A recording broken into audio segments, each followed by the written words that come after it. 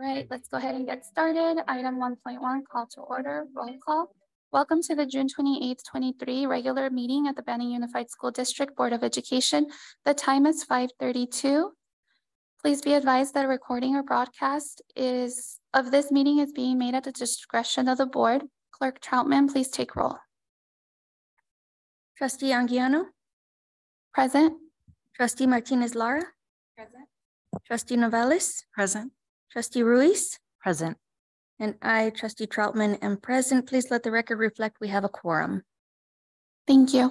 Item 1.2, Pledge of Allegiance. Would anyone like to lead the Pledge of Allegiance?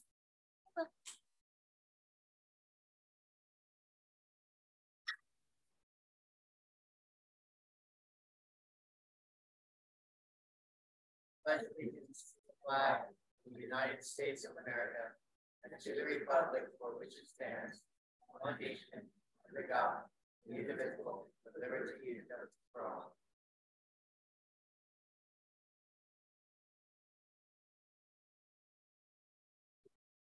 Item 1.3, adopt the agenda. Are there any changes to the agenda? No changes to the agenda. Okay, are there any board requests to change the agenda? No? Okay, do I have a motion and a second to adopt the agenda as posted? I move. A second. I have a motion from Ms. Troutman and a second from Ms. Novales. All those in favor say aye. Aye. All those opposed say nay. Hearing none, agenda is adopted 5-0 vote. Item 1.4, opportunity for community comments, closed session items. And we did receive one. Individuals who wish to address the board on matters which affect the district and its programs are requested to complete a request to address Board of Education card and submit it to the administrative assistant. Speakers are asked to limit comments to 3 minutes. While the board welcomes input from the community, they will not respond or take action during public comments. The board may decide to refer matters to the district staff or take under advisement for a future meeting. All speakers are reminded to be respectful and courteous.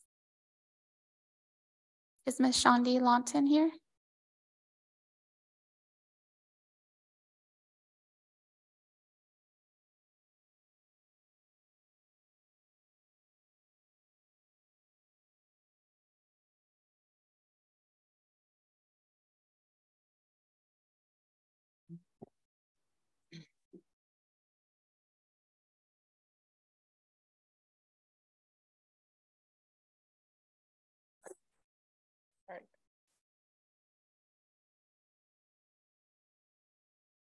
Good evening, everyone. Thank you for allowing me this opportunity to speak tonight. Thank you for your time and thank you for listening. Most of you know me because either you've had children that have come up through Central, cheer, church, sports, or from some form of community involvement that I involved myself in. When we stumbled upon this little town in Banning in 2002, we fell in love with it and decided to stay and raise our children and serve our community. I began volunteering immediately as the parent liaison at Cabzon Elementary, where my children attended, and I was warmly welcomed to Banning USD as an employee shortly after 2002, almost 20 years ago. I began my adventure at Central Elementary in 2008. As some of you may have affectionately known me as Nurse Shandi. I take pride in that little name kids gave me. I began there just 2 weeks after I adopted our sweet little baby Jada. She grew up there at Central, and we've considered the people there our family. I'm sorry, I lost my place. I'm shaking. Oh. I take great pride in serving the students, staff, parents, and the community here in Banning. And I would never, ever do anything to jeopardize my livelihood or ruin not just my reputation, but the relationships that I cherish with the members of this community. I recently have been going through a very trying journey in my life where I've lost several members of my family, including my mother and my grandmother, just 2 weeks within one another. Sorry.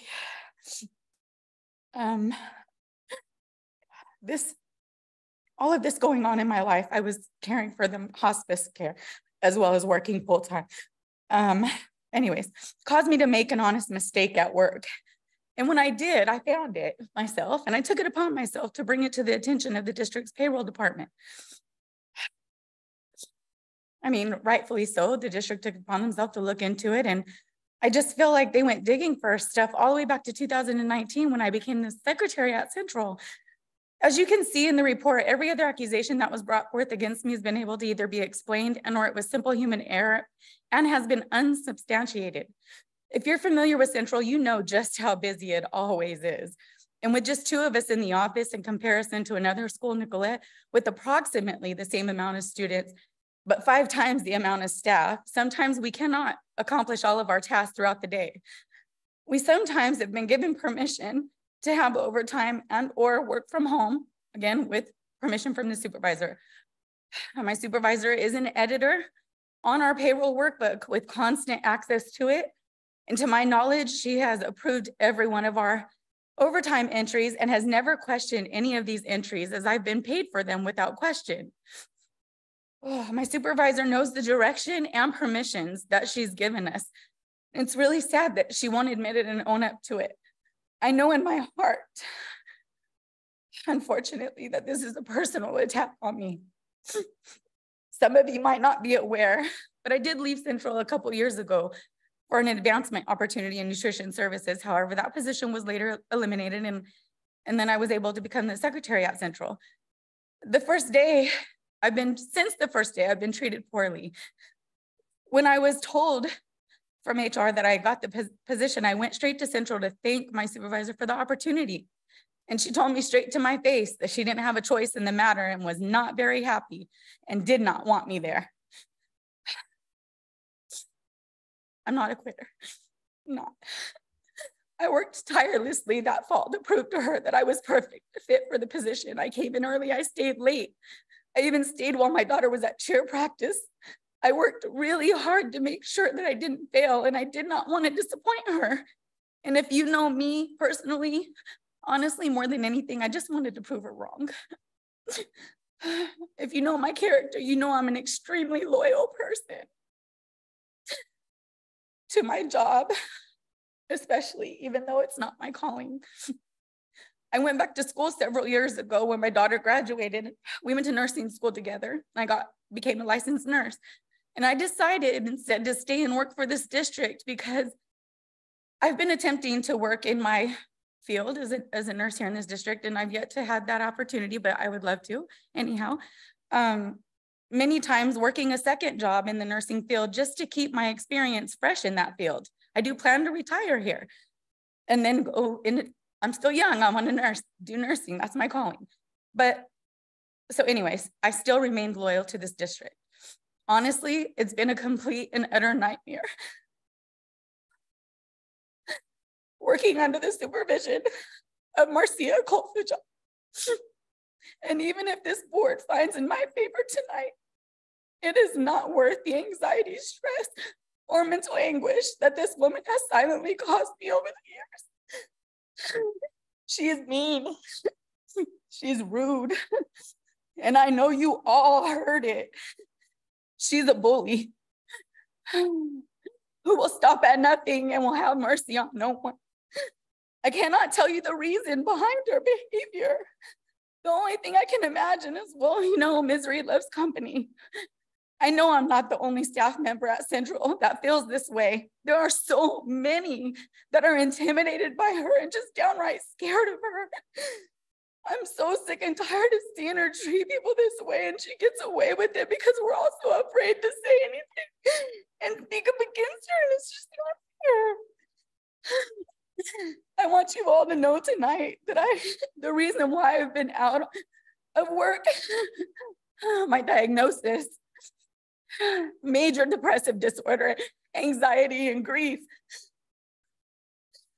I saw her bully other people into the position of wanting to take their own lives, unfortunately. But I have a family who needs me. And even though I might not be able to feed them if I lose this job, it'll be so much easier to walk away from this position than to put my life at risk any longer.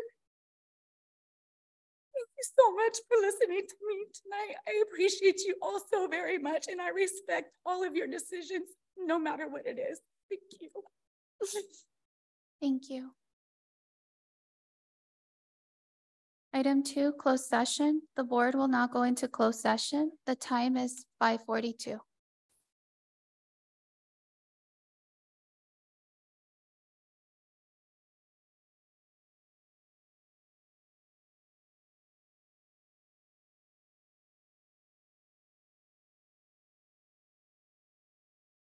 Session, we are closed session. The time is 7:25 p.m. Clerk Troutman, please take roll. Trustee Anguiano, Present. trustee Martinez Lara, Present. trustee Novales, trustee Ruiz, Present. and I, trustee Troutman, am present. Please let the record reflect that we have a quorum. Thank you. Item 3.1, report from closed session. Clerk Troutman, please share. Item 2.1 in closed session, the board received information and was updated. Item 2.2 in closed session, the board received information and was updated and gave direction. Item 2.3 in closed session, the board received information and was updated. Item 2.4 in closed session, the board received information and took action. In closed session, the Board of Education approved the appointment of Stephen, I don't want to butcher it, but I'm going to Stephen Barriga for the Innovation and Technology Officer. Motion was made by trustee Ruiz, seconded by myself, and carried on a 5-0 vote. Congratulations.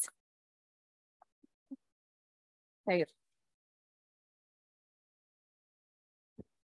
Good evening, President Anguiano, Clerk Troutman, distinguished board members, Superintendent Davis, Cabinet, community.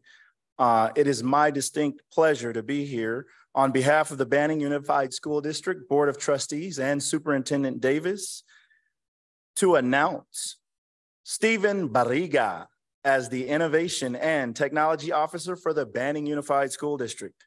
Mr. Barriga comes to Banning Unified School District with over 16 years of experience in the field of information and technology. For 11 of those years, Mr. Barriga served as the Chief Technology Officer at Eastside Union School District. He currently serves as the IT Project Manager for an Ed Tech and Informational Service Department at SHI International. Mr. Barriga received his Bachelor's of Science in Networking Communications Management from DeVry University. Please join us in welcoming Steve Barriga as the Innovation and Technology Officer for the Banning Unified School District.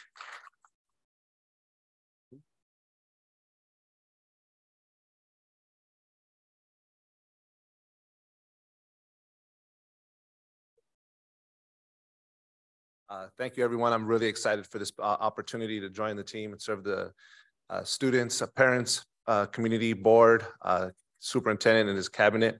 Excited for this position, and thank you so much for this opportunity.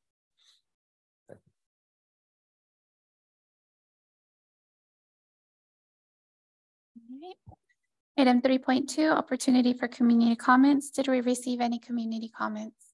No comments were received. Is there anyone in the audience? No. Item 3.3, BTA comments. Okay, we don't see Mr. Garcia. Item 3.4, CSEA comments. I would like to welcome CSEA President Jennifer Serrano.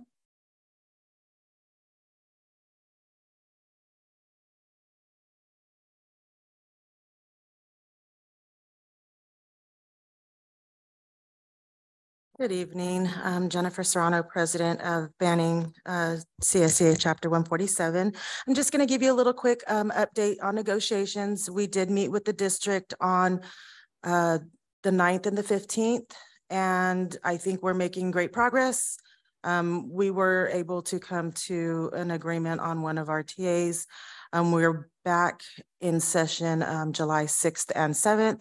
I'm hoping that we can put some resolution to some of the things that we have going now, but it seems to be going really well. That's all. Thank you. Thank you. Item 4, superintendent comments.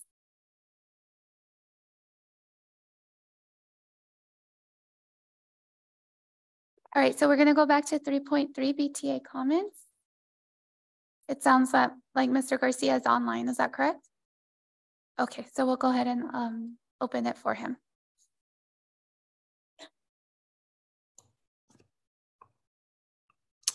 Hi, good evening. Can you hear me? Yes, we can hear you. Hi, good evening, everyone. Sorry I couldn't be there in person. First of all, I just want to congratulate Mr. Borrega and welcome him to Banning Unified. Second of all, I just want to say you guys will be voting on our TAs today.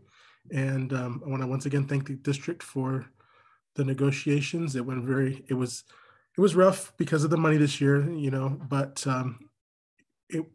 the relationship was always there. I spoke with Mr. Davis about a month ago, and that was one of his concerns, but I don't think that was ever an issue now. I mean, if you walk into our negotiation sessions, you know, we sit there, we joke around, things may get a little heated at times, but 15 minutes later, we're sitting there joking around again. So it is a much different environment than it has been in the past. And so, like I said, the relationship is still there, even though this was a difficult negotiations for both sides. It went well. And so once again, I want to thank the district for the keeping this competitive. And I'm looking forward to a new school year. Thank you. Thank you, Mr. Garcia. Item 4.1, superintendent's comments. Well, good evening. Just a few comments and updates to make, and I'll start with Jennifer and Anthony, just based upon the comments that you made. And one of the things that high performing organizations do is they do their best at trying to keep peace and work together as a team. That's not always easy. And you know that. Both of you know that very well, because we're in very challenging times where it's a competitive market to retain and keep staff. And to do that means that we have to look at other avenues of how we are more effective and efficient with our dollars, how we spend dollars, and what we do. But ultimately, we don't go anywhere and we don't do anything without people. That's what make up everything that we do is people.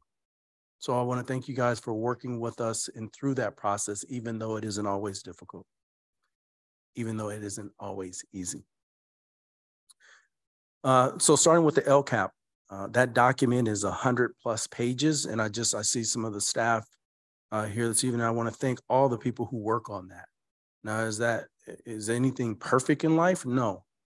We still always are working on how do we continuously improve and get better. And we have a lot of challenges to work through. But I want to thank everyone for their time, their effort, and energy in bringing this forward to the board for approval, because this document then provides the board, myself, and the rest of the staff with the guiding principles of how we move forward. And so that's what will change in our organization. Utilizing the LCAP document in terms of what we do. Those are the expectations and the what of the board, and we figure out how we get that done. So that requires a lot of work, and we're going to be refining it, and we're going to get better. So I just want to thank you for all your hard work. Next, I sent out a letter this evening, or we'll be going out tomorrow. I talked about a collaborative agency meeting a year ago. The letter is just now going out. But this would be a letter to city, fire, police department, library, Morongo, water, and utilities districts to sit down and talk about what's going on in our community and how we work together better and how we know what's going on. How can we work together? We don't know what's happening. And so this is an initial kind of opportunity or take. And so if you're listening out there, we want you to come. We're inviting you to a meeting to figure out what that looks like. That way we invite board members, we invite their public officials to figure out how we make our space and our organizations better for the betterment of the city of Banning. Banning has a lot of opportunities here. It's had a lot of challenges, but challenges create opportunity. So we want to take advantage of that, but we can only do that collectively. Next, I want to talk about summer school. Those people out there working, our staff out there working, M&O grounds. I know I'm going to miss someone, so I should probably be quiet. Serving lunch in the hot sun, even though it's summer, it hasn't really been that hot, but it's going to change. You see that on the horizon. And our teachers and our staff just doing what we can to support students. I've seen some of the posts regarding drones in the classroom, some of the activities that are happening, and it's exciting to see our kids have an opportunity for exposure and be fed at the same time, and then continue to work on our facilities and staff as we continue to work on the operations as we move forward. And finally, just want to talk about some work that we're doing tomorrow. Thursday and Friday, we are working with the National Center for Education and Economy on the system design benchmarking. And what that is, so we have teachers, we have some board members, we have community members, we have administrators on that team, some of our instructional coaches, and really it's to determine what is our purpose in Banning. What is it that we are trying to create for our students? How do we improve teaching and learning? Because for so long in the educational system, which is very complex, we've been doing the same thing for hundreds of years. However, our society is well advanced and getting more advanced every day. When you go get into a car that's not even being driven by a person, and this is happening across the world, we're putting our lives in the hands of technology. So what should we be doing differently to inspire our students, to spark our students? And our board needs to have that information. We need to have that information to make a better place and space and create those conditions for our students. And so I want to thank those people giving up their summer to come in and have those deep conversations for the next 2 days. It's a total of 8 sessions. And tomorrow at the end of Friday, we'll be at our halfway point. So thank you. I hope you're having a great summer. And just know, life is tough, life is rough. However, it's our mindset and what we choose to do and see to move us forward. So just know we're with you. It's not us against you. It's not them against me. It's collectively we. And it begins with me. Thank you.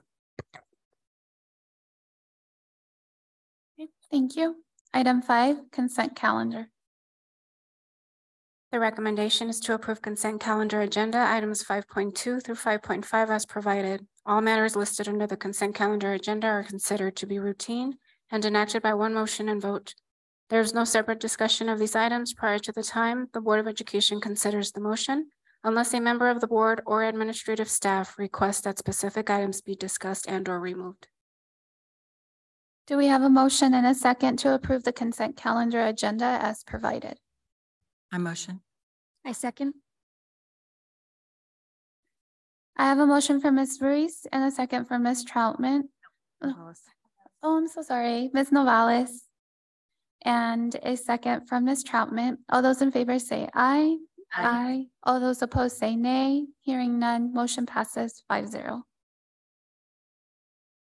Item 6.1, business services, resolution number 023-025, leaseback project delivery method. This item is for the board to approve resolution number 23-025, adopting best value procedures and guidelines pursuant to Education Code section 17406 as presented. Is there a motion and a second to open and discuss item 6.1? I move to open and discuss. I second.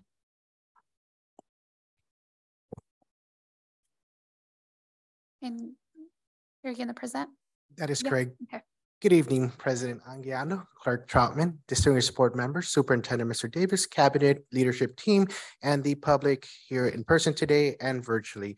Today, I have the privilege to provide an update in the process of what was started a few months ago here related to the California State Preschool Transitional Kindergarten Full Day Kindergarten Facilities Grant Program. And as you may recall, a few months ago, there was an architect pool that was selected. In addition to that, there was an amendment to the agreement to assign an architect to the Florida Street expansion of the transitional kindergarten and preschool programs. And so today before you, we have a presentation related to the board resolution that would provide additional information and recommendation on the delivery method for this facilities project. And today, delivering the presentation is Mr. Luke Punatcanta with DWK, Dennis Wallaber Kelly, and he is here today. Thank you. Good evening, board members, superintendent, and cabinet. I'm Luke Punacanta from the law firm Dennis Wallaber Kelly. We are the district's legal counsel on this project. We're very excited to be working on this with the district and look forward to a successful construction project. So I just wanted to explain what the resolution was that the board would be considering this evening. So I put together a short presentation. First, I wanted to explain what lease-leaseback construction is, the pros and cons of lease-leaseback, provide a little bit of the process of lease-leaseback and where this resolution fits in, and then end with some of the timelines for this specific project. So what is lease-leaseback? Lease-leaseback is a way of contracting with a construction contractor. In this context, we call it the construction developer. So essentially, lease-leaseback means the district will lease property to the contractor. The contractor will construct the UTK facility and then lease that completed improvement back to the district at the end of the construction project. That's done via several leases, and at the end of it all, the leases end and the district owns the facility and the site outright. So I wanted to show how the lease-leaseback structure looks. So the district contracts directly with an architect, and then it contracts with the one lease-leaseback builder. I know that Banning has had some experience with multi-prime construction projects. This is not that. You would only have one contract with one lease-leaseback developer, and then the lease-leaseback developer would have its own subcontracts that it would be responsible for. So why use lease-leaseback? So a couple of main pros. The first is that the lease-leaseback developer is selected based on an RFP, where the district selects the contractor based on best value instead of just cost alone. So the developer's cost for constructing the facility is certainly part of the analysis and something that you would be looking at, but you could also look at, you know, experience, recommendations, the developer's track record for staying on schedule, any number of items like that. So sort of a more selection to choose a developer that is in the district's best value. Another pro of lease-leaseback is that you can bring the developer or construction contractor on board before the design phase of the project is actually completed, before DSA approves the project plans. That is during the pre-construction services phase of lease-leaseback. So by having the developer on early, the idea is that the developer is working with the architect during the design phase to identify any issues, make sure that what the architect is designing is actually constructible from the contractor's point of view, work out those issues early on so that it you know, avoids disputes and saves time later on. Both the design phase cost estimates, as well as the final guaranteed maximum price, or GMP, which is the total cost to actually construct the UTK facility, are intended to be more reliable because you've had the contractor involved early on in the process, early on in the design, and it can weigh in early on and then not, you know, try to make up for any additional cost on the back end via change orders or any other type of dispute. So ultimately, by investing time upfront, the idea is that you would save time and effort down the road. Some cons for using the lease-leaseback delivery method is that all of that time upfront is an investment. It can take a little bit longer upfront to kind of get the ball rolling. But again, hopefully you would make up for that later on by having a more reliable cost and schedule for the construction project. So what the lease-leaseback process looks like and where the resolution for tonight's consideration fits in. So this is really step one. The board needs to adopt and publish its own internal procedures for selecting the developer. So how a developer will be selected would be via a request for proposal or RFP that uses best value criteria. So the board's resolution that it would be considering tonight would be setting those best values against which a contractor will be evaluated. Again, the cost is one of the criteria, but it's not the only one. You can also look at relevant experience, safety record, things like that. After you've set the board resolution establishing best value, step 2 is pre-qualification and setting up a pre-qualification procedure. I understand that the board has already approved a pre-qualification process at an earlier board meeting, so step 2 is already taken care of. The last couple of steps where the board would be involved is step 3, issuing the RFQP and then ultimately awarding a contract to the developer after evaluating all of the proposals against best value. I did want to note that when you award the contract, because the design phase will still be ongoing at that point, you won't actually have a contract amount that you would be setting. You would just be awarding a contract to the contractor until step 4, when the design phase is complete.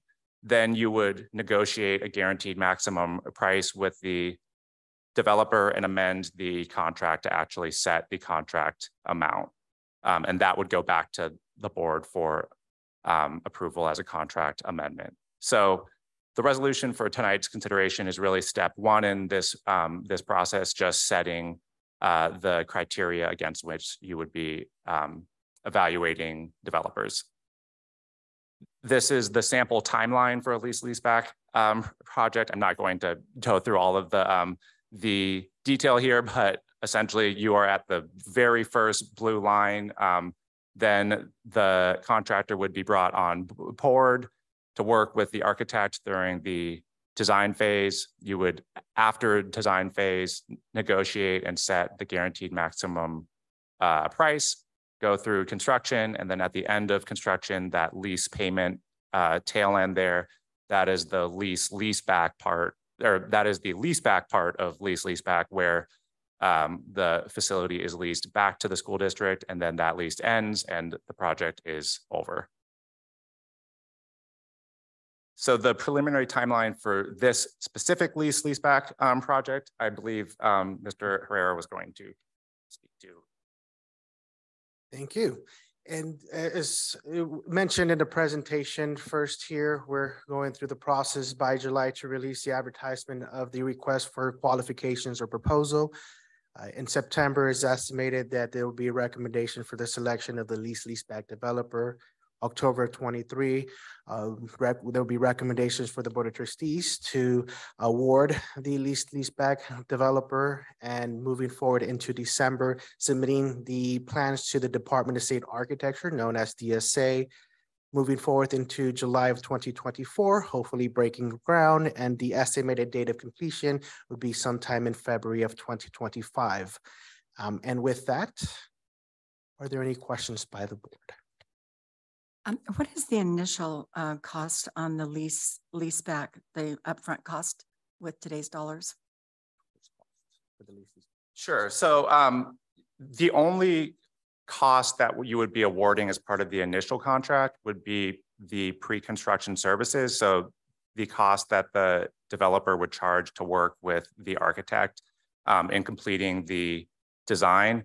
We won't know that for sure until we receive proposals. That's usually in the thousands of dollars range. And then the ultimate construction contract that would come after the pre-construction services phase. You would award that via a contract amendment.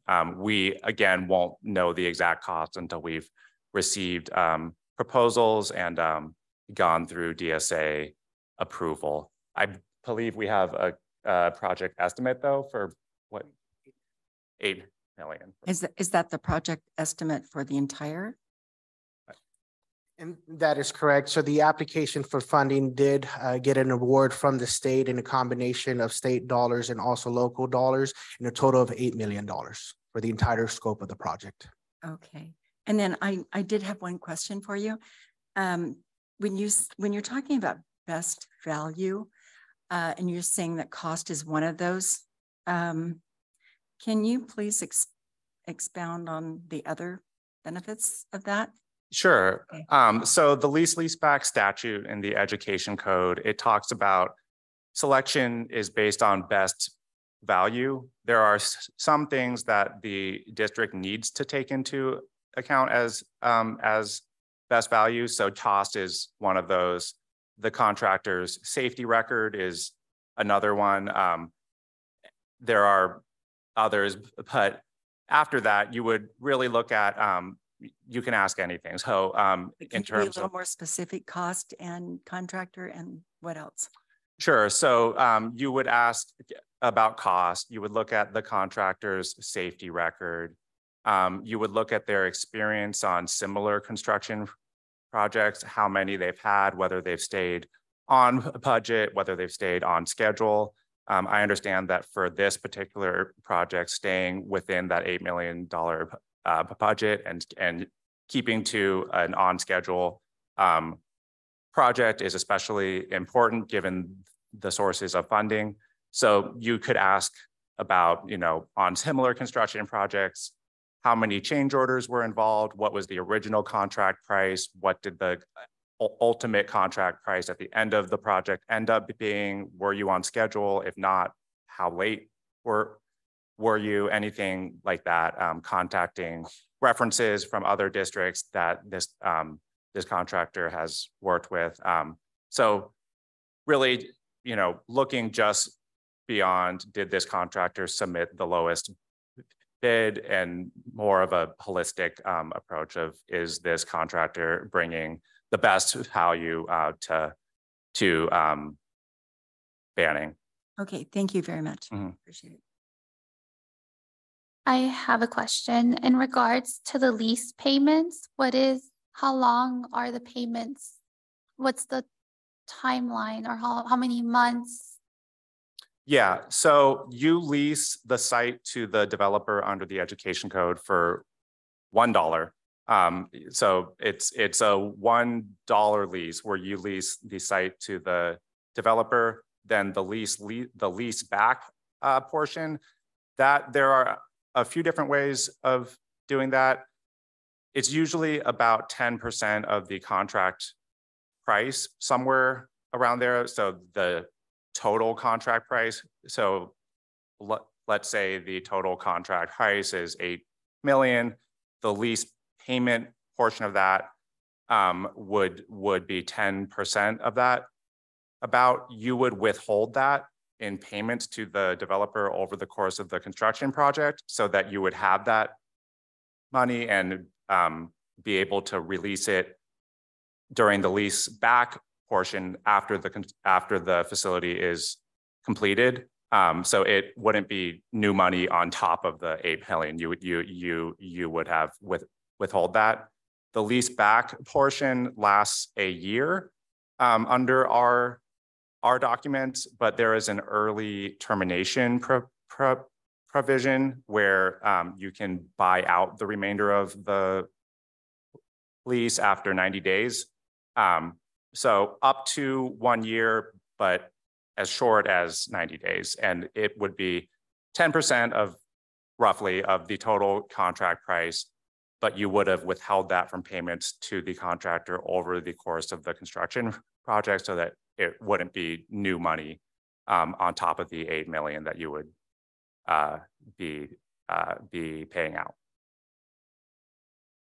So help me understand. You said it would be 90 days up to a year for the repayment? That's correct, yes. The lease back portion would be 1 year lease back. However, there would be, after 90 days, an early termination provision where, rather than paying that 10% in monthly installments over the course of a year, you would pay it all at once in one lump sum and just terminate the lease at that point. So, Mr. Herrera, what's the plan for our district? Are we going to give them the money that we set aside, that 10% at 90 days, or are we going to do payments for a whole year?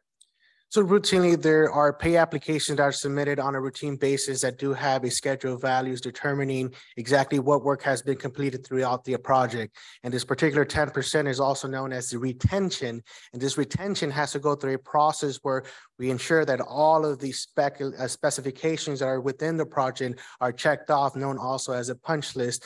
And then at that point, then determining and going through then a notice of completion process. And then here, what was expressed is then going through what would be the early termination of this special type of delivery, and whether it be 90 days or anything up to a year. But there's a penalty for paying it off early? There wouldn't be necessarily a penalty. It's just within the lease term, it would be terminating the lease to ensure that we then release the retention and finalize the payment. How long is it going to take to build this? The estimated time of completion is February of 2025. From breaking ground, going back to the previous slide, it would be roughly about 8 months or so. 8 months. From breaking ground to the estimated date of completion. And going back to the slide on the timeline, most of the work is on the front end. Once we break ground, we have to push through to get this completed within the time frame presented tonight. Okay, so it would behoove us to wait and make sure that everything is functional before we release the last payments. Absolutely, and that is going to be the main function of our Director of Facilities and Transportation, to be the boots on the ground and ensure that through every pay app application process, that all the scheduled values are being completed as demanded in payment. And that everything is working properly. I'm just thinking of some of the things that we've gone through in the past. Absolutely. Okay. So let me see if I can help, because we got attorney speak and we got CBO speak. And so I'm trying to put that into practical terms for everyone to understand in layman's terms. So the project is $8 million, let's just say. Correct. So the district is providing a lease to the contractor, meaning that they have that space in the land and they're going to do the work. Correct. They get the subcontractors, they do all of that, but they're responsible for that space. The 10%, that money goes to whom? Goes to the contractor for the payment? So for example, if a pay application comes in for $100,000 for work completed for that first month, Okay. we would then hold, the district would hold 10%, in this case, $10,000 in a retention account for this project, recognizing the expenditure, but holding on to the cash. Where does that $10,000 eventually go at some point? Typically, it stays with the district. Sometimes it is set up in a trust account based upon the negotiations with the developer. Okay, so the $8 million at the end of the day goes where? To the contractor to complete the project, correct? That is correct. Contractor, architect, and some of the contractors within the developer. Okay, so this retention money, I think that's the piece that is a little unclear. Is it? No? Okay. Well, No, I'm just, maybe I'm not clear, but I'm thinking the retention money is for us to make sure that everything is done, correct? That is absolutely okay, correct. so we Then hold on to We that hold on 10% until we till the make sure project is that done. The That is project correct. is finished and everything is working and functioning. And then we can release that. But I would like to wait rather than do it quickly. Wait and see how things are. Precisely, and we can work that into the terms of the agreement with the developer. Okay, great. How Thank you. often are these type of lease to lease back projects are done within districts? Is this common practice? There's various different methods of delivery. In our particular situation here, dealing with not only the grant requirements, also known as a financial hardship application, meaning that very little funds are required to be devoted to the project. This is the recommended type of delivery. I'll let Luke here go ahead and present his experience in working with leasebacks at other districts. Yeah, it's one of the main project delivery methods. We help school districts with this regularly, statewide, Southern California, Northern California, all over.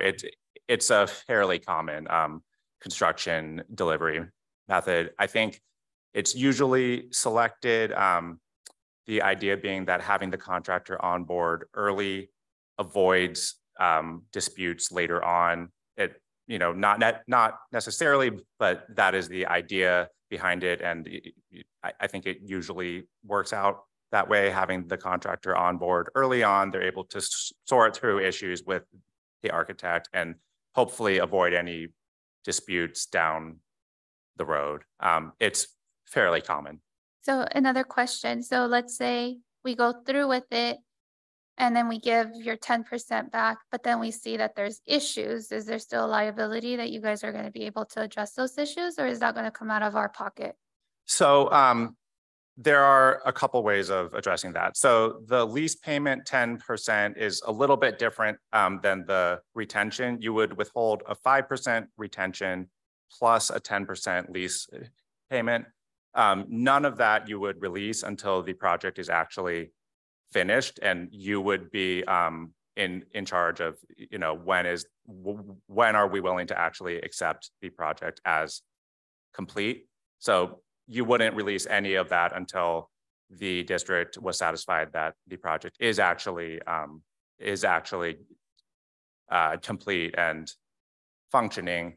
Statutorily, you need to release retention at that point or start releasing it. But then later on, if everything is working fine, at that point, when it looks like the project is finished, down the road, a year or two later, something comes up, it's apparent that something is wrong. At that point, you would be able to consider, any type of construction defect action to go after the contractor. At that point, that would be subject to a whole other set of considerations of when you learned about it, everything like that. But generally speaking, you would be able to pursue a construction defect claim against the contractor if you don't find out that anything is wrong with the construction project until after you've already finished and released all of the funds.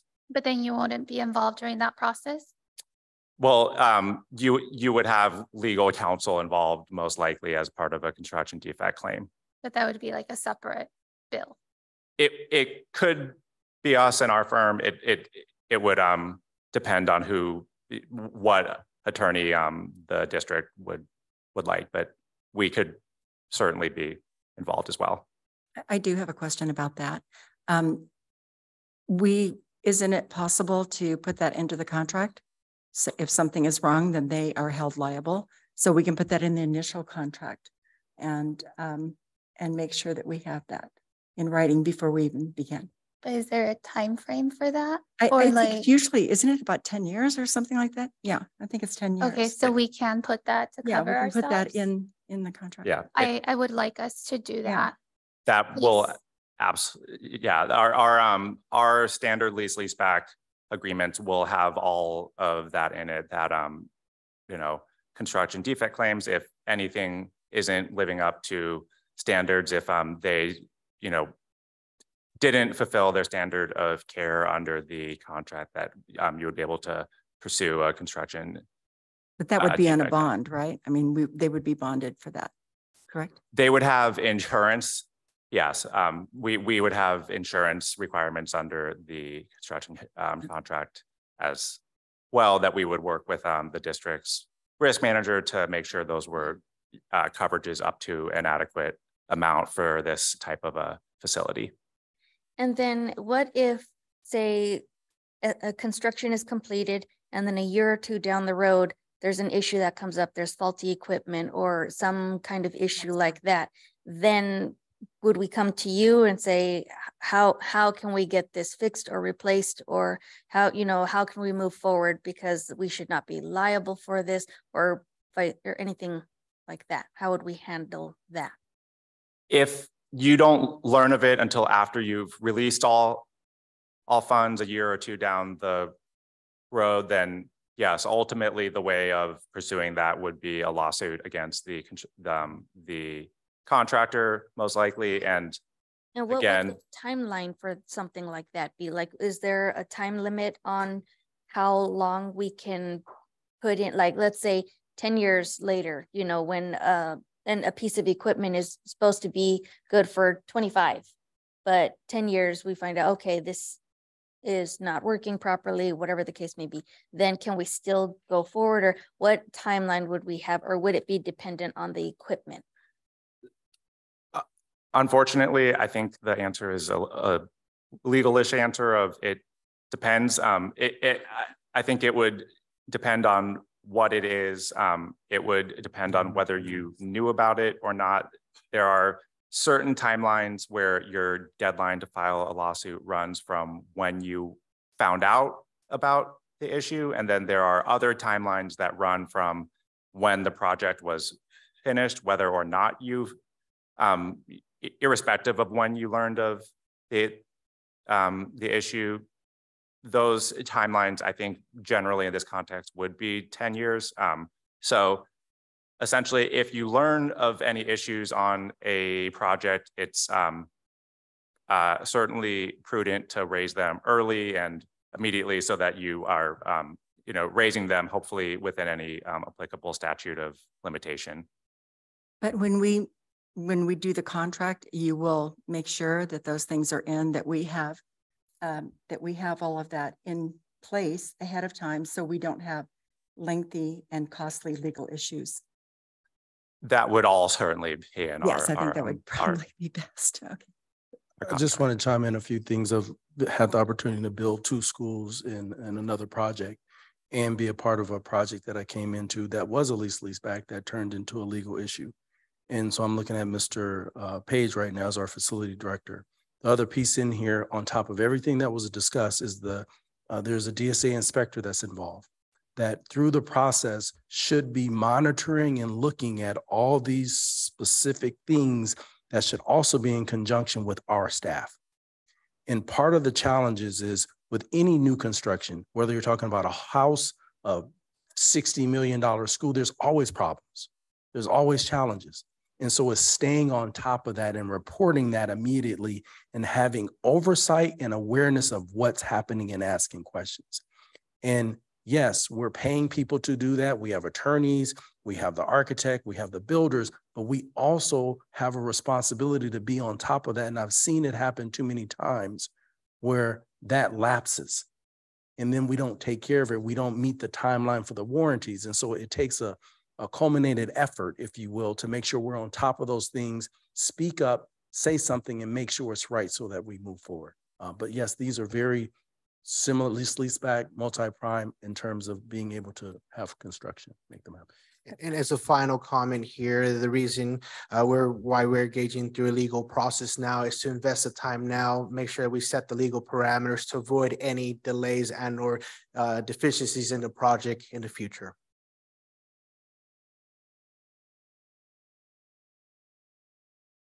Any other questions? I do have one question about prime. Are you talking about a certain percentage over prime, or what are you talking about prime rate right here?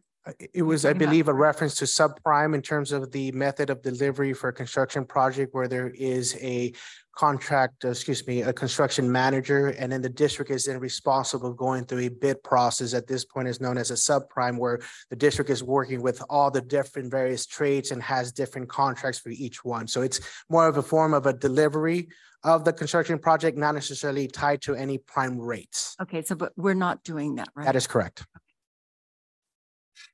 Great, thank you. Any other questions? No? Okay. I have a motion for Ms. Ruiz and a second for Ms. Navales to approve item 1.6. All those in favor say aye. Aye. All those opposed say nay. Hearing none, motion passes 5-0. Item 6.2, academics, adoption of the LCAP 2023-24 annual update and budget overview for parents. This item is for the board to adopt the 2023-24 Local Control and Accountability Plan, Annual Update and Budget Overview for Parents. At this time, I invite Dr. Causey Bush and her team to present on the adoption of the LCAP Annual Update Budget Overview for Parents and Local Indicators. Thank you. Good evening, President Anguiano, Clerk Troutman, distinguished members of the board, Superintendent Davis, and the community. our mission statement, and of course, our Academic Services Foundation, Achieve. Just as a highlight, a reminder from 2 weeks ago, this is a 3-year accountability plan, and we have received input that we have integrated into the plan.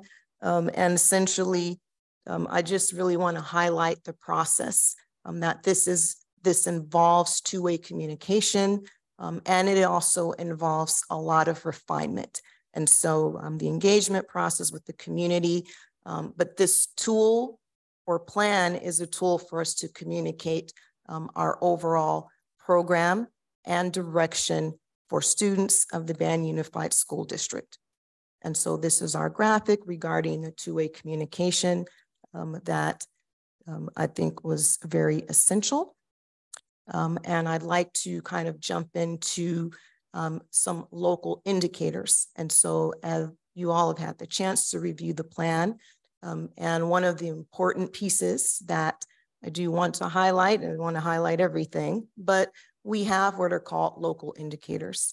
And so just as an example for our dashboard data, we have measures of academic achievement, graduation rate, English language proficiency, mathematics proficiency, chronic absenteeism, and the like. We also have what are called local indicators. And part of the local indicators, the focus area of these local indicators includes providing basic services. Basic services really means to what extent do students have access to qualified teachers, to a safe environment, and to qualified teachers. We also have the implementation of state academic standards. Those standards are measured on a scale from 1 to 5. We have priority 3, which is parental involvement and family engagement. We have school climate, and then a broad course of study. And so what we're always asked to do on an annual basis is to collect input as it relates to each one of these local indicators, along with the traditional dashboard indicators, again, of academic achievement, chronic absenteeism, and the like. Those indicators, as well as the local indicators, are integrated into our LCAP. And so this is just some of the feedback that we've received on those local indicators in terms of to what extent are we implementing.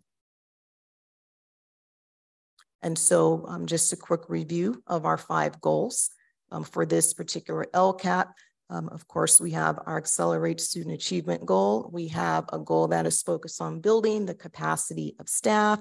We have a goal focused on cultivating a safe and healthy environment. Our 4th goal on increasing parent and community engagement. And then finally, our most updated goal, which is a result of our DA status, and that is to improve the academic, behavior, and social emotional outcomes for our lowest performing student groups. And so going goal by goal in terms of a summary of changes for our first goal, which is accelerating academic achievement, you'll notice that there are many things that it says added, some things say increased, and many things say removed. And so just to quickly direct your attention to those decimal points, it doesn't necessarily mean that that person was added. It means that perhaps the way in which they were funded has been augmented and adjusted.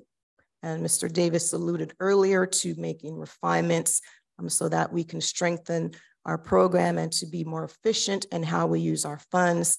This is an example of that. Goal 2, which relates to professional development, there were no changes to that particular goal. Goal 3, which has to do with safe and healthy learning environments. You will notice here that there has been an adjustment, if you will, in terms of FTEs, as well as removal of some staff, or I shouldn't say staff, but positions. Goal 4, parent and community, increased engagement, additional changes there. And then finally, our fifth goal, which is a direct result of differentiated assistance. I'm getting tongue-tied, I don't know why. Differentiated assistance, you say that a few times. And just to quickly explain this, you'll notice here, it says 4.4 FTEs, changed to 4.0. And what that means is that, as an example, 4.4 FTEs were 10 positions at 3.5 hours each, to be adjusted to 8 positions at 4 hours each for bilingual aid support. Moving forward for our next LCAP cycle, as we've discussed, the condensing, if you will, of goals. And so for our next LCAP cycle, we are looking forward to having a condensed number of goals. These goals will also be reflected in each of our schools, our single plans for student achievement for their next cycle. Our next steps after this point, pending board approval of our LCAP, will be to submit our plan to the County Office of Education, as well as to implement the plan, and pending the adoption of the budget this evening. Are there any questions? I have some questions. When we're looking at the condensed goals, enhanced student academic progress towards college and career readiness, is it necessary, or can that be embedded somewhere else? I'm looking and I'm not seeing a lot of technology, and I'm just kind of wondering, is that added somewhere else? And so that's an excellent question, because as you all know, when you're trying to touch several areas, you know that there are many things that need to be included. And so technology actually is something that should be integrated into all 3 of these. And so while it may not be spelled out in this general goal, it is absolutely inclusive in everything that we do here in the district. Thank you. And then I just have one other real quick question. You were talking about increasing parent and community engagement, but then can you just let me know, it said that you removed the parent ambassador. Can you explain? I just don't understand that part of it. Okay, and so parent ambassadors would be individuals who would work with our community outreach specialists. And so if we don't have parent ambassadors, perhaps at each school site, we can still put in practices to increase parent involvement. And so the parent ambassador at the district level can still work with school sites. Parent ambassadors can still work with principals, perhaps to even identify parents who would like to volunteer. And this could include many things. We've had discussions, as an example, about ways to increase student attendance or to bring awareness to that. But what we do, they were removed. Yes, yes. I'm saying with the removal of it, we still have our district, our outreach specialists who would be working at the district level. And so that work, while the parent ambassadors may not be at the site, the work of involving parents would still occur. Okay. It just may not be that there's a parent ambassador at each site, but the community outreach specialists would still work with school sites to work with parents. Okay. So the work is still going to be there. It's just organized differently, if you will. Okay, thank you. And can I just add the community outreach specialist? That is a position that's been in the LCAP, but we've just recently filled it. Thank you very much. That's something that is going to begin the work next year to work with parents in the community. Okay, and we'll get updates on what they're doing? Yes. Okay, thank you. Thank you. Any other questions? No? Is there a motion and a second to approve item 6.2? I move. I second.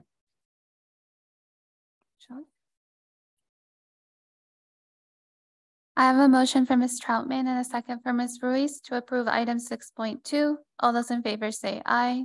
Aye. All those opposed say nay. Motion passes 5-0.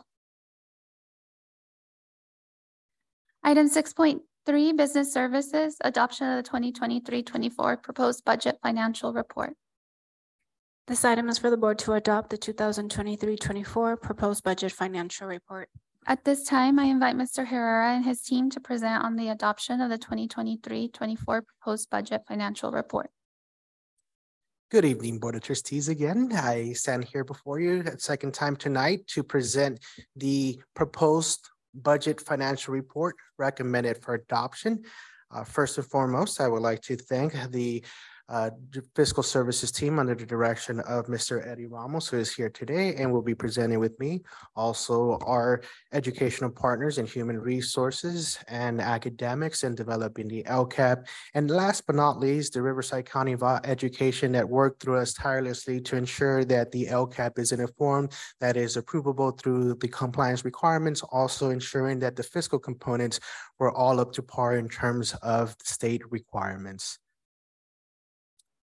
We are looking at the cycle that I like to put here as an illustration showing us where we're at in this point in time. At this point, there is a proposed budget in LCAP. LCAP was just approved a few minutes ago. Now we're looking at the financials to support the plan. The budget does include estimated actuals. It includes a set of assumptions that are conservative for the new fiscal year, which include enrollment, average daily attendance, cost of living adjustment, a 3-year, multi-year projection. And at this point, even though there's no requirement to do a positive certification, that actually comes in later on in the cycle during interim reports. At this point, projections do show that the district will be meeting its current and 2 subsequent year financial obligations. And of course, alignment with the local control accountability plan, in particular supplemental and concentration funding. I would like to take a quick second here and speak through the order of operations and also provide a quick update on the state budget. So to the far right, we see the same diagram from the previous slide. Here we're looking at 50% of the entire cycle, what would take usually about 4 months or so. So it's a very condensed timeline with a lot of different components from the development of the LCAP, receiving information from the governor via the governor's May revise, negotiating with our labor partners, being at the table at first, then presenting a preliminary budget, which was presented on June 14th, negotiating and settling those negotiations in form of tentative agreements, embedding the impact of those financial decisions and recommendations in the proposed budget, and of course, getting the final enacted budget from the governor. The latest state budget update includes that the legislator and governor are in agreement moving forward with a proposal to finalize and pretty much enact into law.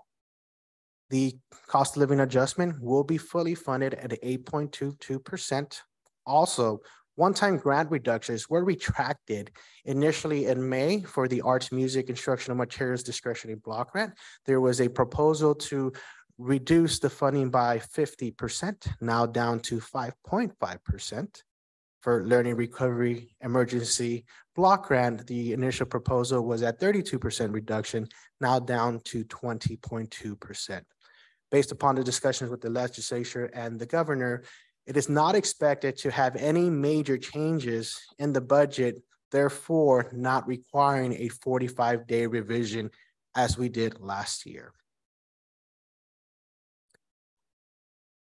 The local control funding formula is a diagram here that we've seen plenty of times. The figures have not changed in terms of the total LCFF dollars that will be received in the 23-24 fiscal year. However, there have been changes to the local control accountability plan in terms of supplemental and concentration budgets for increase and improved services. So if you may recall, there was a carryover estimated amount in the previous presentation, June 14th, as the preliminary budget.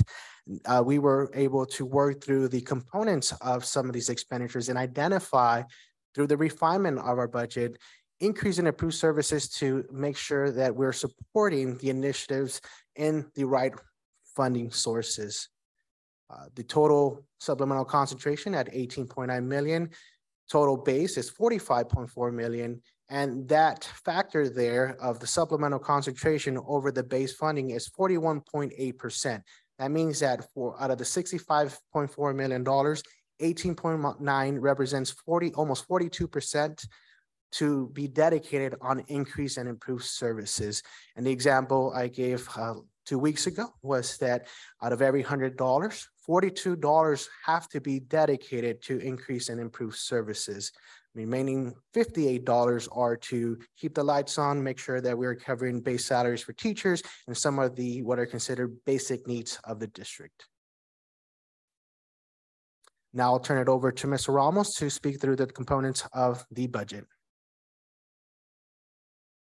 Good evening, Board President Anguiano, Board Clerk Troutman, esteemed Board of Trustees, Superintendent Davis, Cabinet, and Banning community. So with taking into consideration the changes that were previously reported by the academics team, we went back to the budget. We incorporated all of those changes in addition to the tentative agreement with Banning Teachers Association. We have two pots of money in the general fund. We have the unrestricted general fund and we have the restricted general fund. This slide reflects both funds combined. And on the left-hand side, we have the revenues, which are made up of the local control funding formula. We have federal funds, state, local, and the grand total for revenues is 87.2 million.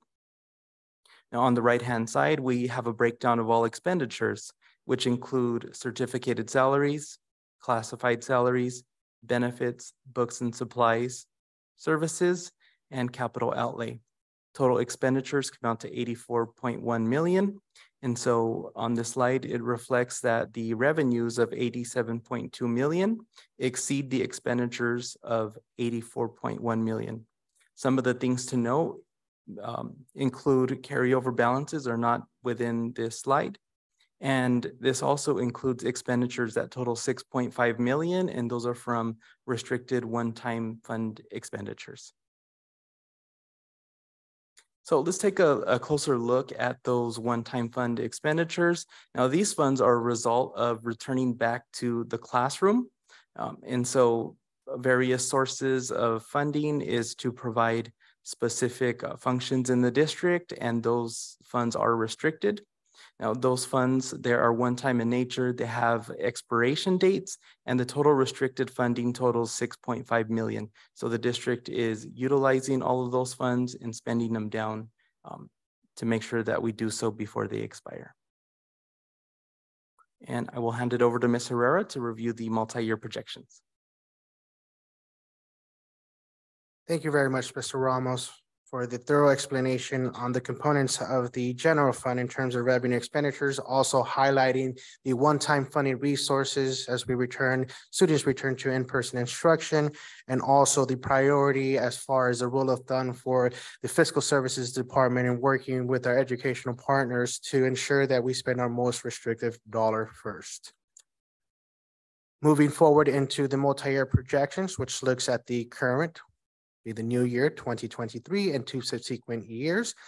This information here is very similar to what was presented 2 weeks ago. And the information I would like to highlight here is the enrollment trends. As we do see some changes in enrollment, there's a slight decrease there into the third out year. It doesn't mean that the enrollment is contracting. However, it is pretty much a basis of a cohort movement and graduating larger classes with lower classes coming into that 12th grade slot. Also, the average daily attendance assumptions remain the same, very conservatively at 90% across the board. And here, for every 1% increase in average daily attendance, it equates to an estimated $1.8 million.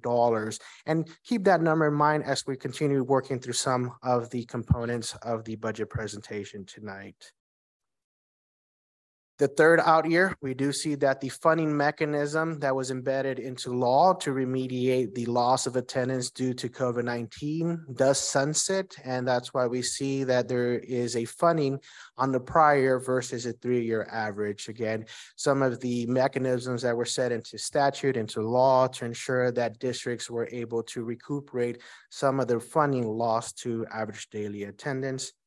And last but not least, also looking at the cost of living adjustment, we are currently in an economy of hyperinflation, which then correlates with the COLA at 8.22% for the current fiscal year. However, there's a dramatic decrease to about 3.9 rather, and 3.29, demonstrating that there are projections that the economy in terms of inflation will be returning to what would be considered somewhat normal levels. Mr. Herrera?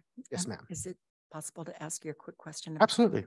How do we know that? I mean, the 3.94 and the 3.29, how do we know that that's going to happen?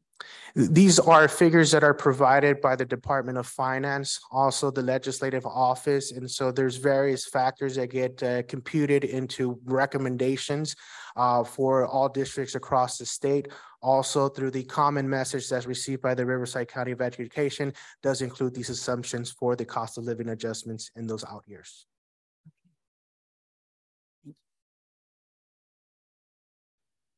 Looking at the components of the fund balance as it relates to the budget reserves transparency, the figures here have changed again because there is the inclusion of the impact of what is a later board item tonight, the tentative agreement and public disclosures for the impacts of negotiating with our labor partners, Banning Teachers Association.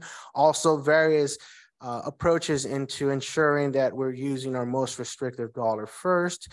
And that then leads to then looking at a projection for reserve for economic uncertainties. That's 7.5 for year 1, 5.62 for year 2, and 5.5 for year 3, slightly higher due to the mechanisms of the calculation. In addition to that, new law in 2022-23 and will carry forward into 2023-24 is the 10% maximum reserve, which computes the reserve cap to include not only the reserve for economic uncertainties, but also assignments as a component of the fund balance. And that's why those figures are slightly increased here to 8.6, 6.73, and almost 6% in that third out year. Looking into detail of those components of the fund balance as it relates to the reserves transparency, I would like to highlight some of the major changes, as most figures did remain very similar to what was presented 2 weeks ago. It is an increase of about $1 million to the unforeseeable mitigating operating factors. This is a line item here that would help the district through any swing, whether it be operational expenditures or changes in revenues.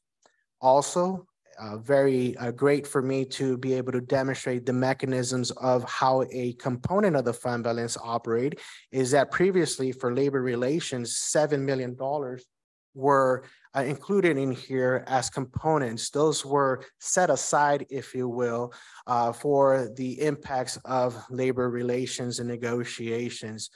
It's been decreased to $3 million, meaning that the $4 million will moved up and recognized as an expenditure.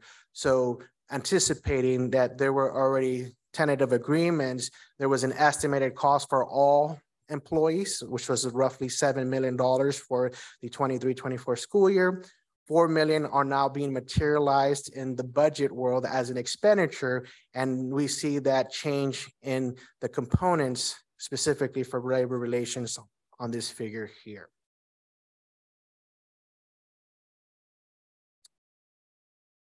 looking into the impacts of labor relations as it relates to the need for districts to remain competitive in the labor market, there is an analysis here provided to look at the net excess that's projected in the 2023 and 2 out years.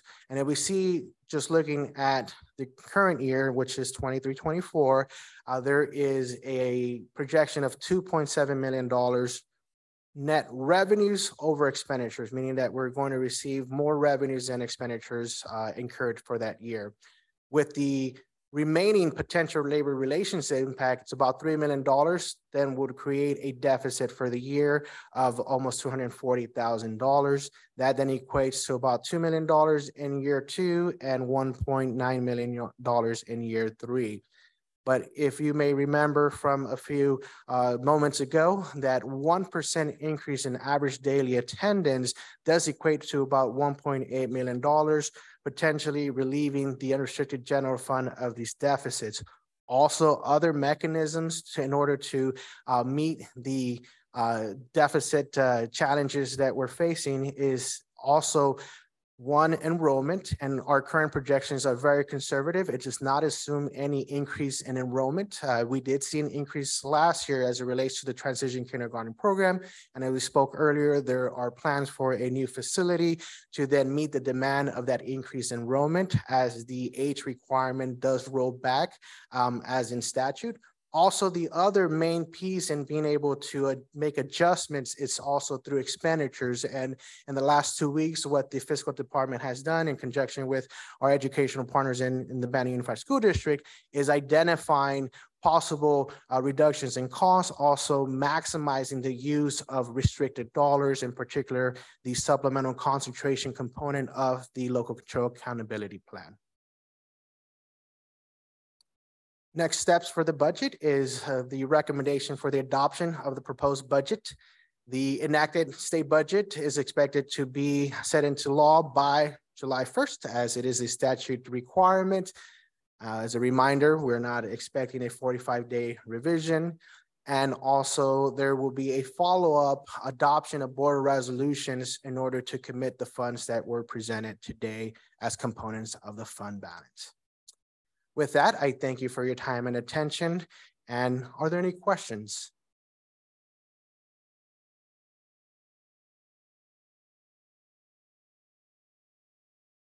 Thank you.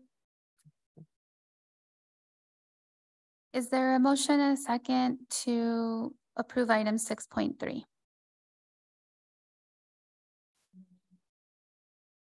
I motion to approve. I second.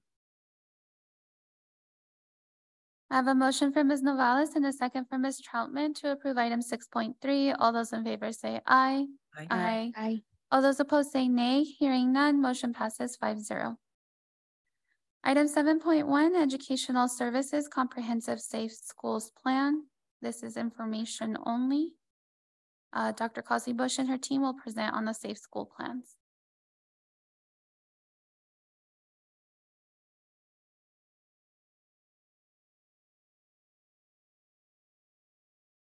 Annually, we, per Ed Code, have safe schools plans that are prepared by school sites.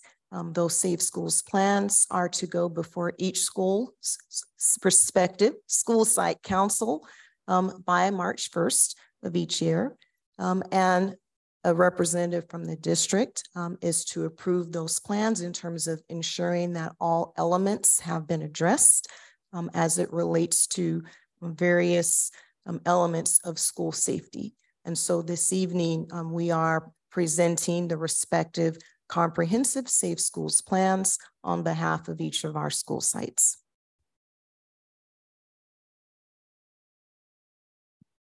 Anyone have any comments? I noticed as I was reading through them that a lot of them didn't have our current Navigate 360 as our visitor program, and the protocols also weren't reflective of Hour Zero. Yes, one of the challenges that we've had in terms of wanting to develop consistent plans has been in the format, and we that is one of the things that we're looking into as we transition to a new platform, which will be our 360, our zero. And the benefit of having that electronic format is that by definition, it kind of comes with some consistency because we're forced to specifically address prompts as they relate to things that we're already doing. So I would like to begin by saying thank you. I know it takes a lot of effort and work for each site to develop their safety school plans. I know it also, as a board member, it takes a lot of time also to review it and try to understand it. So I do appreciate the hard work, and I know that no one is perfect and mistakes happen to anybody and everybody.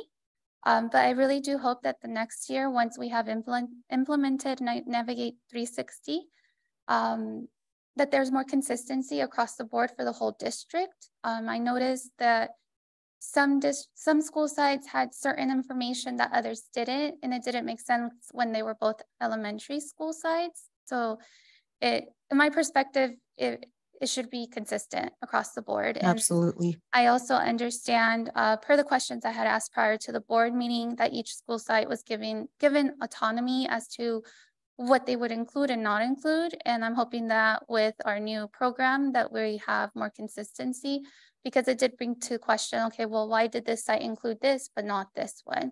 Or even with crime data, it wasn't consistent as well. Some had 2019 data, others had 2022 data. And then also just, I know we're constantly, well, hopefully no longer constantly hiring new people, but just making sure that we do have the right person's name under the right title. I've noticed that some sites didn't have the appropriate information. I understand that some sites had evacuation plans and others didn't for safety concerns, but again, that consistency, I believe it's really important. And I know that we can do better for next year, but I do hope to see a huge change with Navigate 360. And we also are looking forward to a significant change as we use the Hour Zero platform and to bring all of our school sites up to speed on how that platform is going to help us to be consistent so that there is fidelity to the plan. And more importantly, that we all understand that there should be elements that are present across all plans. The only uniqueness that would exist certainly is that it's a different school's name, but that point is well taken. Right, thank you. And then just to clarify, Navigate 360 is part of Hour Zero. I'm so confused. Oh, yes, and I think I probably added to the confusion because I think I said Hour 360 at first. So it's, and Mr. Shulriff, thank you. So Hour Zero would be the platform, and then Navigate 360 is what we're using in terms of helping to monitor visitors who come into the office. Excuse me, Dr. Kasi-Bush. I just have one question for you before. Is it possible for us to get an update as things change? Is that a possibility? As this is implemented, it's possible for us to get an update on the uniformity and conformity of the different school sites? So I actually was going to ask the same thing. I apologize. So for the 23-24 school year, these are the ones that were presented, but this isn't the correct information. So will they be changed? So excellent question, because we are already going to begin the process for the next iteration of plans using our Hour Zero platform. And with that, we are stepping out very specific benchmarks so that we are very well prepared and that we're on the same page. So absolutely, we can provide updates as it relates to that. Thank you. If I can, I just want to compliment the board. So these plans are very extensive. We have school safe plans, we have the LCAP, we have school site plans. I mean, it's a lot of reading, it's a lot of information, but the point is well taken. And I just want to make this clear to our staff.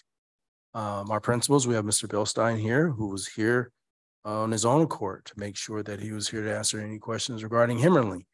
Hoffer. Well, he left, so no, I'm just joking. Hoffer Heroes. So thank you for being here, but that's the type of, if you will, and I hate to single you out, but dedication, because we're responsible. We're responsible to the public. We're responsible to the school sites to have consistency. That means that everyone has to read the plans. That means that we can't have data from one year and then the other plan doesn't have that. We have the wrong people in spaces. That is, I'll say it lightly, that's not the expectation. We have to have higher expectations. So I'm saying that to thank you for looking into that and professionally and appropriately bringing that up. And that shows change in the board. That shows we are looking into, the board is looking into this and bringing that up in a professional way. Because yes, as President Aguiano says, we all make mistakes. But there's a point where, again, this is public information. We are a learning organization. So we're a learning organization. Everything that we output should be a reflection of that. And we are responsible to that. And that's what we have to work on. So I just want to thank the board for that. Any other comments? No? All right. Thank you. Thank you. Item 8.1, Human Resources, Tentative Agreements and Memorandum of Understandings. This item is for the board to approve the tentative agreements and memorandum of understandings, 2023-24 bargaining negotiations with Banning Teachers Association. Is there a motion and a second to open, discuss, and approve item 8.1? I move to open and discuss.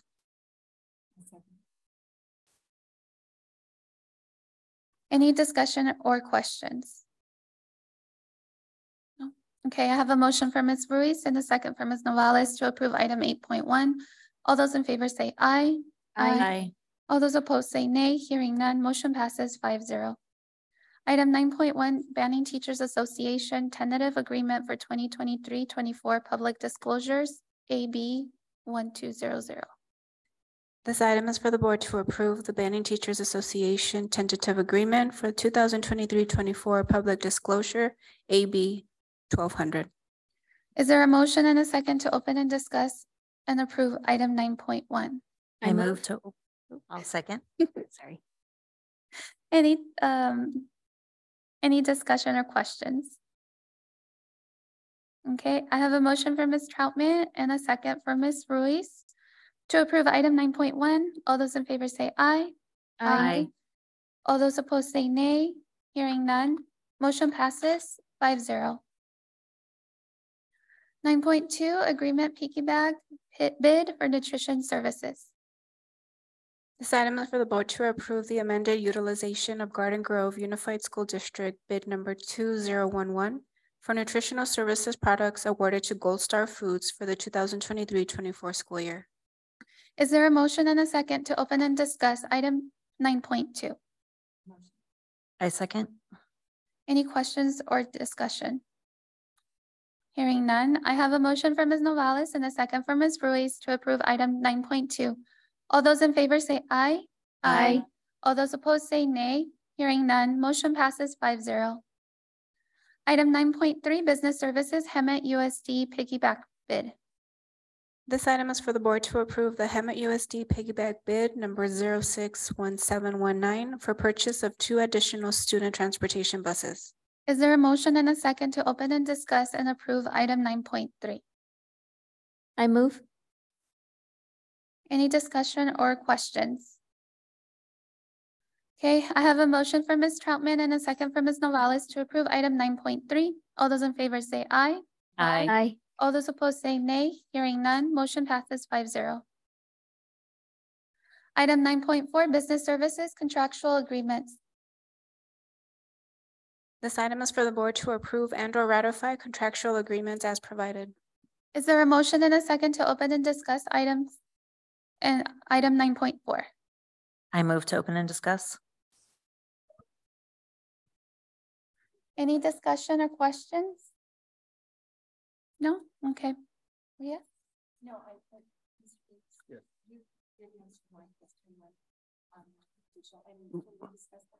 Absolutely. Oh, yes, absolutely. Yes. Okay. I have a motion from Ms. Ruiz and a second from Ms. Novales to approve item 9.4. All those in favor say aye. Aye. All those opposed say nay. Hearing none, motion passes 5-0. 9.5, Business Services Monthly Fiscal Services Reports. This item is for the board to approve fiscal services reports, contract, direct payments, and purchase orders. Is there a motion and a second to open and discuss and approve item 9.5? I'll second. Any discussion or questions? I have a motion from Ms. Novales and a second from Ms. Ruiz to approve item 9.5. All those in favor say aye. Aye. All those opposed say nay. Hearing none. Motion passes 5-0. Item 10.1, Governance Training Updates. Hello, so just very briefly, the board was able to schedule Brown Act training for Saturday, July 22nd. And Brown Act training really is the law that governs the Brown Act and board activities in terms of communications, how we discuss things.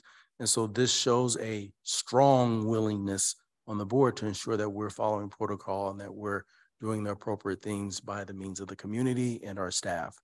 Furthermore, the board has had a conversation about continuing learning.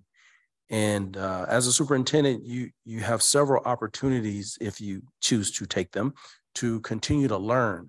The challenge is always, how do I take that learning and bring that learning back to our space for us to grow?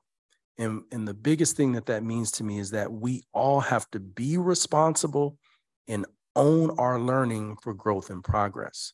And I'm saying that is because the conversations with the board is they want to continue to do that. They want to continue to learn and grow. And that should be happening with our students, right? That is why we exist as an organization.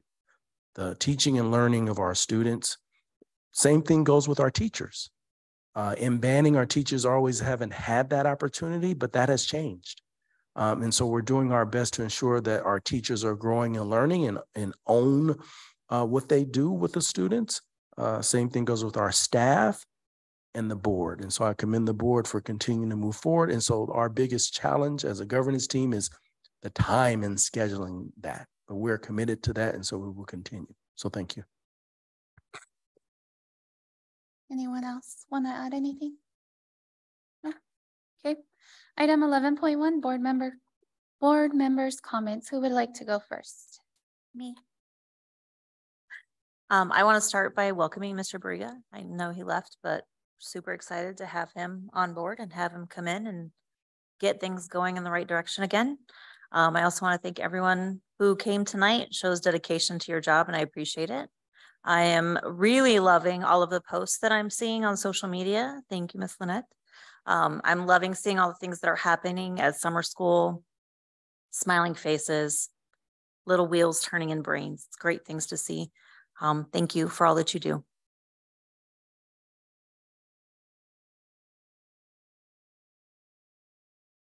I'll go next. I just want to say thank you as well to everyone for all the hard work, the love, and the heart that you guys all pour into our students' future. I also love seeing all the pictures of our kiddos in summer school. It's so exciting to wake up in the morning and see through Facebook some positivity instead of all that drama and negativity that's normally on there. Thank you guys from the bottom of my heart personally for everything, every minute, second that you put into our kiddos' futures.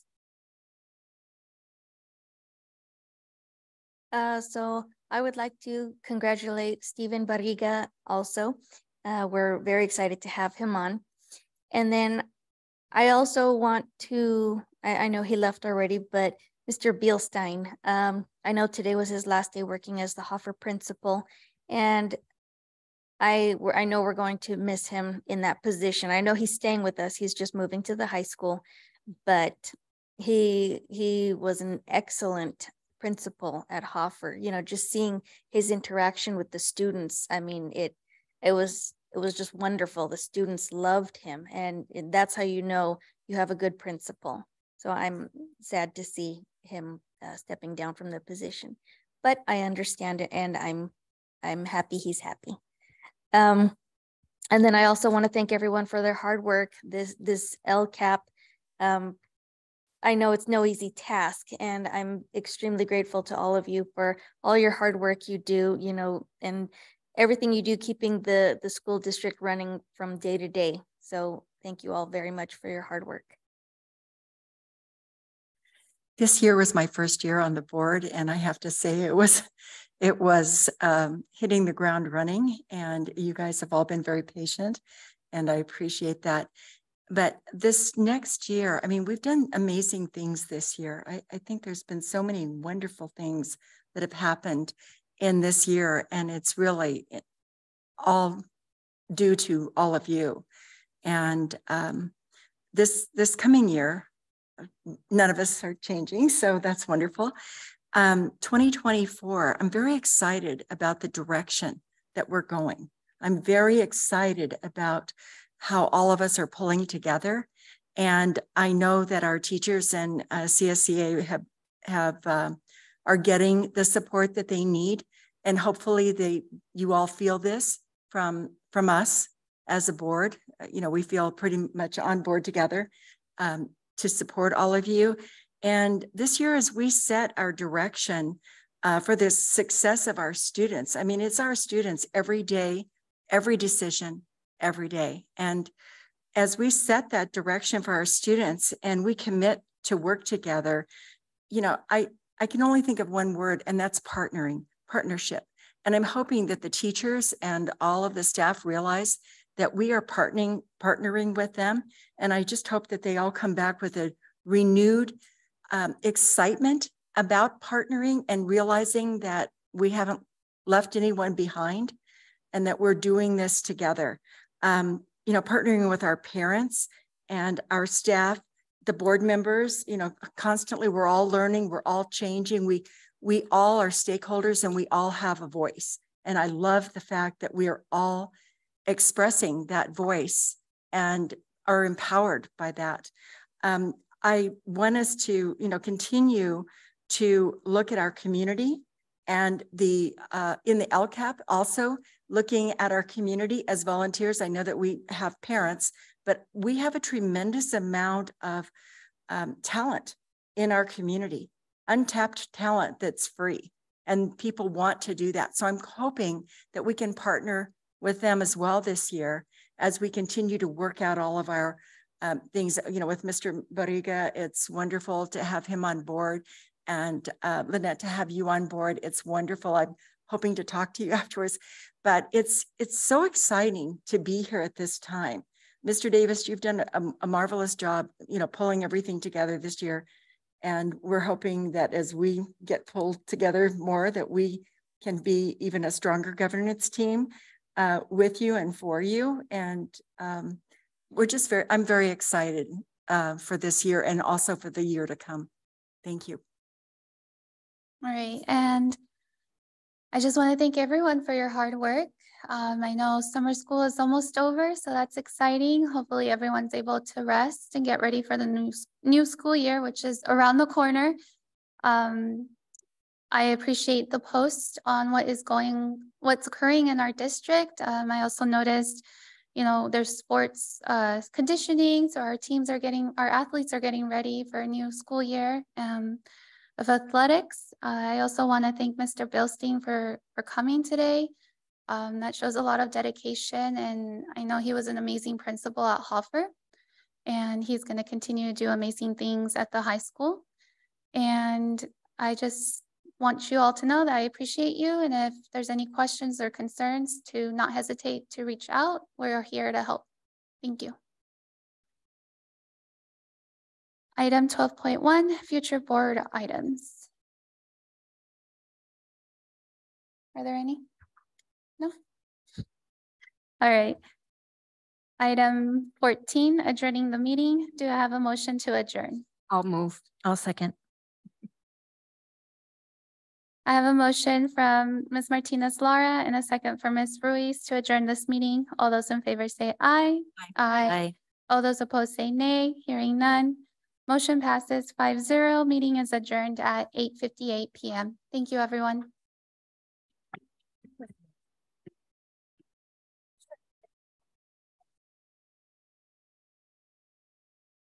I